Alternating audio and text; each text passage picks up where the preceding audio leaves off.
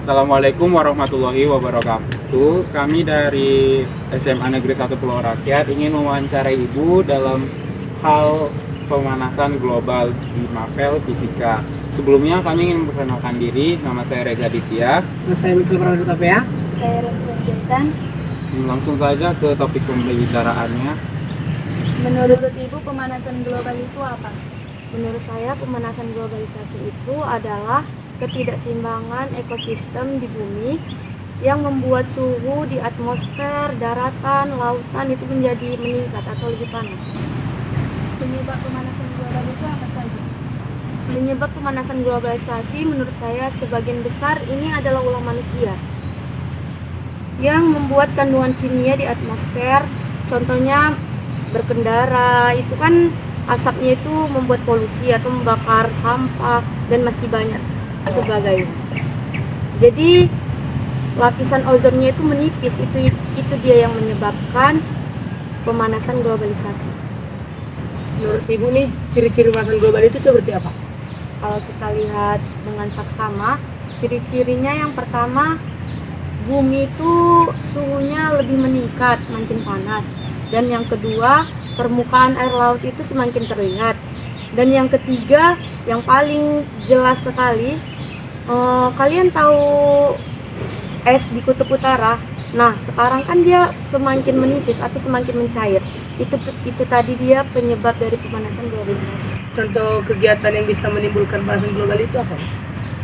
Ya, tadi sudah saya katakan, dan kita ambil dari sisi lain, seperti di sini kan banyak pabrik. Nah, itu juga bisa menyebabkan pemanasan globalisasi karena limbahnya itu dia mencemarkan udara dan membuat lapisan ozon itu menipis. Sebenarnya masih banyak kegiatan yang membuat pemanasan globalisasi. Hanya saja kita ambil salah satunya saja. Menurut Ibu, cara mengatasi pemanasan global itu seperti apa? Kita menggunakan energi atau menggunakan energi alternatif seperti penggunaan pemanas matahari. Yang kedua, memanfaatkan sampah-sampah yang ada seperti sampah organik, itu bisa jadi kita buat kompos, atau non organik itu bisa kita buat jadi kerajinan. Dan yang ketiga, mengurangi penggunaan kendaraan bermotor pribadi.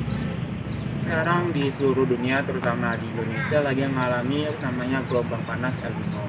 Nah, apakah gelombang panas El Nino itu termasuk dari pemanasan global? Dampaknya sih lebih baik. Menurut saya sendiri, ya termasuk dampak dari pemanasan global, karena di sini fenomena El Nino sendiri adalah pemanasan suhu muka laut di atas kondisi normalnya yang terjadi di Samudra Pasifik bagian tengah. Pemanasan ini meningkatkan potensi pertumbuhan awan di Samudra Pasifik Tengah dan mengurangi curah hujan di Indonesia. Jadi sama-sama penyebabnya itu dari pemanasan globalisasi. Nah, harapan kedepannya tentang kasus ini itu gimana?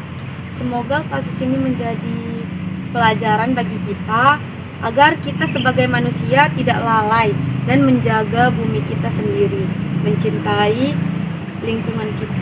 Kepada seluruh masyarakat di luar sana tentang pemanasan global ini gimana? Untuk seluruh masyarakat, terutama kita sendiri, ya kita harus menjaga lingkungan kita, saling menyadarkan, terus hemat-hemat energi, tidak membuang sampah sembarangan, dan lain sebagainya. Mungkin itu aja yang dapat kami tanyakan kepada Ibu sebagai narasumber mengenai pemanasan global, dan kami akhiri dengan wassalamualaikum warahmatullahi wabarakatuh dan selamat pagi, dan kami pamit undur diri.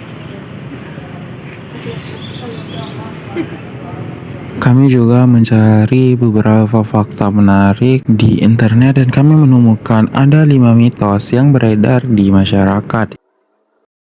Nah, yang pertama, karbon dioksida atau CO2 tidak berbahaya.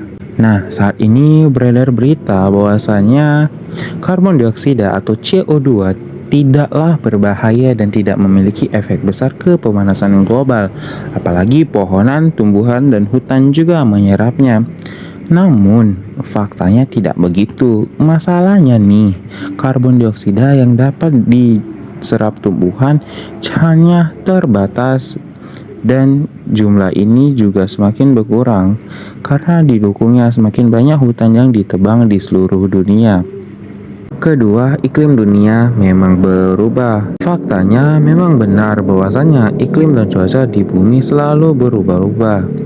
Bahkan iklim bumi terus mengalami perubahan bahkan dari 4 miliar tahun bumi terbentuk. Namun faktanya perubahan iklim di bumi tak pernah terjadi pergantian secepat ini. Perubahan temperatur bumi selama 1 dekade belakangan ini bukanlah perubahan karena alam, namun karena pemanasan global. Perubahan iklim seperti ini seharusnya terjadi dalam rentang waktu yang panjang dan dalam hitungan beberapa dekade. Menurut catatan WWF, temperatur global saat ini berada di titik tertinggi.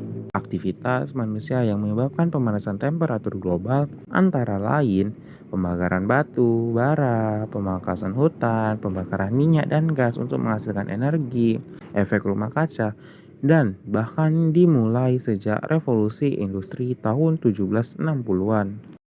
By the way, WWF atau World Wide Fund for Nature adalah sebuah organisasi non-pemerintah internasional yang menangani masalah-masalah tentang konservasi, penelitian, dan restorasi lingkungan. Pusat kantor ini berada di Glen, Swiss.